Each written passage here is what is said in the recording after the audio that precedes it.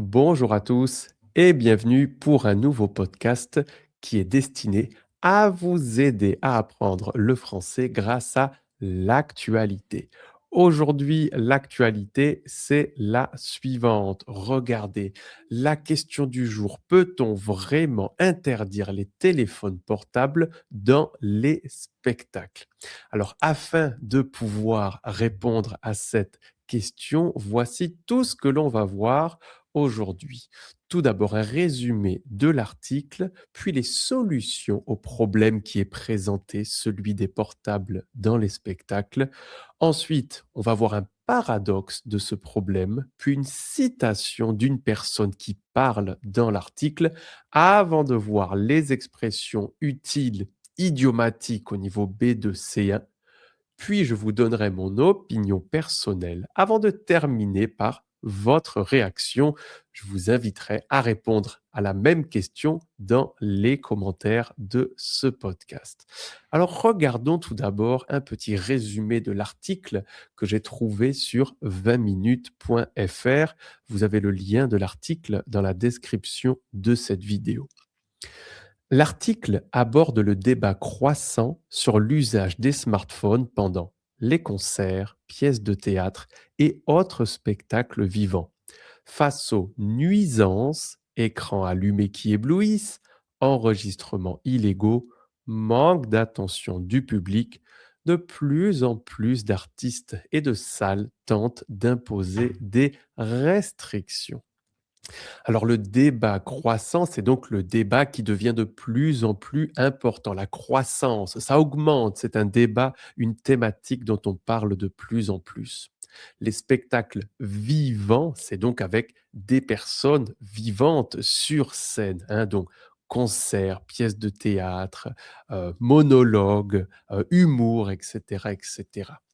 Les nuisances, ce sont tous les aspects négatifs. Donc les écrans qui éblouissent, le fait que c'est illégal et qu'on n'a pas trop d'attention. Et donc les salles tentent d'imposer des restrictions, des limitations, des interdictions. Maintenant, dans l'article, on nous proposait plusieurs solutions pour justement essayer de pallier à ce problème des smartphones dans les spectacles. Premièrement, la sensibilisation. La sensibilisation, ça veut dire informer. Demander poliment au public de ranger les appareils. Ranger, c'est un synonyme de garder, conserver, organiser. On va donc le ranger dans notre poche. On nous parlait aussi d'une solution technologique qui s'appelle Yonder. Et donc, c'est l'utilisation de pochettes sécurisées qui se verrouillent magnétiquement à l'entrée de la salle. Regardez, voici cette pochette que j'ai trouvée sur Internet. Comme on peut voir, on met le téléphone à l'intérieur et ensuite on ferme. Et comme dans les magasins de vêtements, ça verrouille, ça ferme magnétiquement le téléphone et donc on ne peut pas l'utiliser. Et à la fin du concert, on déverrouille cela, tout simplement. Finalement, on avait aussi l'interdiction stricte, hein. Certains artistes menacent d'arrêter le spectacle si des téléphones sont visibles. Menacer, ça veut dire: «Si vous faites ça, je ferai ça» ou «Si vous ne faites pas cela, il y aura des conséquences». On menace, on essaye de faire un petit peu peur aux gens, tout simplement. Allez, on continue. Regardez ici un paradoxe de ce problème. Oui, mais l'article souligne toutefois un paradoxe. Si les téléphones nuisent à l'expérience immédiate, les vidéos partagées sur les réseaux sociaux constituent une publicité gratuite et virale pour les artistes. La question est donc de trouver un équilibre entre le respect de la création artistique et les habitudes numériques de la société actuelle. Alors du vocabulaire ici, l'article souligne, ça veut dire que l'article donne de l'importance, l'article met en valeur un paradoxe, quelque chose de bizarre, quelque chose qui ne semble pas normal, quelque chose qu'on a du mal à comprendre. C'est ça un paradoxe. Les téléphones nuisent, c'est du verbe nuire. On a vu tout à l'heure les nuisances, les problèmes, les aspects négatifs. On peut donc utiliser le verbe nuire pour dire que quelque chose a un effet négatif sur l'expérience immédiate. Trouver un équilibre, essayer de faire que tout le monde soit content, satisfait. Et puis quand on parle des habitudes numériques, ben, ce sont les habitudes que nous avons avec la nouvelle technologie. Ben, on prend notre téléphone pour faire des photos ou des vidéos de tout actuellement, tout simplement. Une citation maintenant. Dans cet article sur 20minutes.fr, on avait une avocate qui parlait. Elle s'appelle Vanessa Fitoussi. Elle est avocate au barreau de Paris, spécialisée en droit du spectacle et des artistes. Le barreau, c'est donc tout comment dire, le processus judiciaire, le tribunal de Paris, tout simplement. Et voilà ce qu'elle nous dit.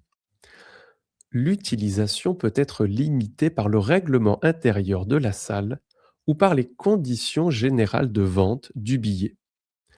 L'achat du billet vaut acceptation du règlement intérieur. Alors si jamais vous avez un niveau un petit peu plus élevé, en français, on pourrait essayer de reformuler, résumer cette information. Qu'est-ce qu'elle nous dit réellement, Madame Fitoussi? Elle nous dit en fait que quand on achète un billet pour aller voir un spectacle, on accepte le règlement qui est dans les conditions générales de vente de ce billet. Alors la majorité du temps, personne ne lit les conditions générales de vente, mais on ne peut donc pas être surpris si on nous dit qu'il est interdit de filmer, car en achetant le billet, j'achète n'importe quelle condition que la salle ou que l'auteur ou que le promoteur du spectacle a mis en place. Donc c'est une bonne mesure hein, pour essayer d'informer, de sensibiliser les gens. Et maintenant, des expressions utiles, des expressions idiomatiques qui se trouvaient dans l'article. Vous pouvez lire l'article pour les retrouver, essayer de leur donner un petit peu plus de valeur. Regardez. Premièrement, vivre l'instant présent. C'est quelque chose dont on parle de plus en plus à notre époque de téléphone portable, d'internet. Ça veut dire profiter de ce qui se passe maintenant sans être distrait par la technologie. Imaginez, vous êtes à la plage avec votre femme ou vos enfants et quelqu'un regarde son téléphone. Vous pouvez lui dire mais tu pourrais pas juste essayer de vivre l'instant présent? Non, essayer de, profiter du moment actuel, prendre du plaisir sans avoir à être avec ton téléphone. Deuxième expression, prendre le pas sur quelque chose. Donc on a quelque chose qui prend le pas sur une autre chose. Ça veut dire devenir plus important. Par exemple, le numérique prend le pas sur l'émotion. Ça veut dire quoi? Ça veut dire tout simplement que dans ce contexte précis, il est plus important pour les gens de filmer que réellement regarder le spectacle ou profiter du spectacle. Non, à notre époque actuelle, la technologie prend le pas sur la vie de tous les jours, les actions de tous les jours. Tout le monde est toujours avec son téléphone au lieu de vivre l'instant présent. Vous voyez comment on peut combiner les deux?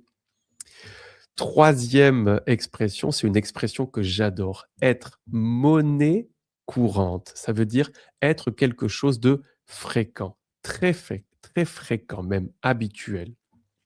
Heu, Par exemple, dans le contexte de l'article ici, bah, le fait que les gens utilisent leur téléphone pendant les spectacles, c'est monnaie courante. C'est quelque chose de normal, de très fréquent, non? Moi, par exemple, faire un footing le matin, c'est monnaie courante. C'est quelque chose de très habituel, très fréquent pour moi.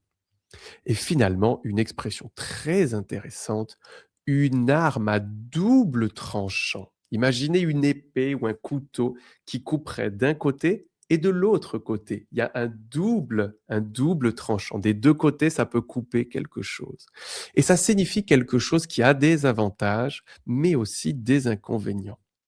Tiens, dans les commentaires de cette vidéo, vous pouvez me dire, est-ce que une de ces expressions idiomatiques existe dans votre langue maternelle?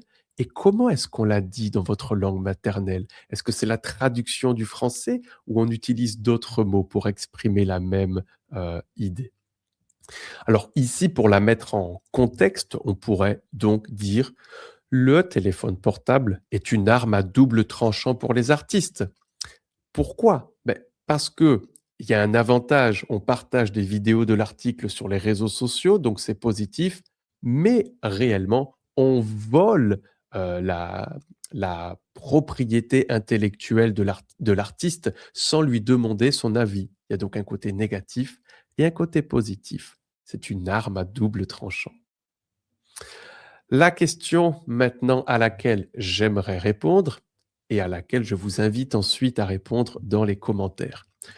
Peut-on vraiment interdire les téléphones portables dans les spectacles? Alors d'après moi, Vincent, oui, bien sûr, on peut les interdire. On peut les interdire, on a vu qu'il y a des solutions qui existent, notamment la pochette magnétique. Alors, je pense que c'est positif qu'on interdise les téléphones portables dans les spectacles, mais d'après moi, bien que ce soit une bonne idée, il faut pas non plus que ça devienne, quelque chose de trop strict. Car quand les gens vont payer pour aller voir un concert ou pour aller voir un spectacle, bah, bien évidemment, on a envie d'avoir des souvenirs, non? On n'est pas obligé de prendre une photo ou une vidéo de l'artiste, peut-être qu'on va prendre une photo ou une vidéo des gens qui sont avec nous. Je pense donc que l'interdiction est une bonne idée, la sanction est une mauvaise idée et la sensibilisation est le plus important.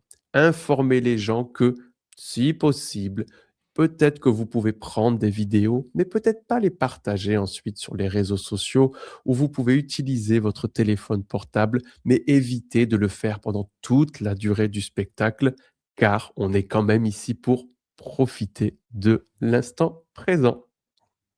Maintenant, c'est à vous. Je vous pose la même question et je vous invite à partager votre opinion sur l'utilisation et l'interdiction des téléphones portables dans les spectacles vivants. Dites-moi, qu'est-ce que vous en pensez? Est-ce que c'est nuisible pour vous? Est-ce qu'au contraire, vous pensez que c'est normal de devoir prendre des photos ou filmer un spectacle ou un concert? On vous écoute et on vous lit. N'hésitez pas à nous dire dans les commentaires ce que vous avez pensé de ce podcast. Si vous en voulez d'autres, et avec grand plaisir, on en partage d'autres. Salut tout le monde!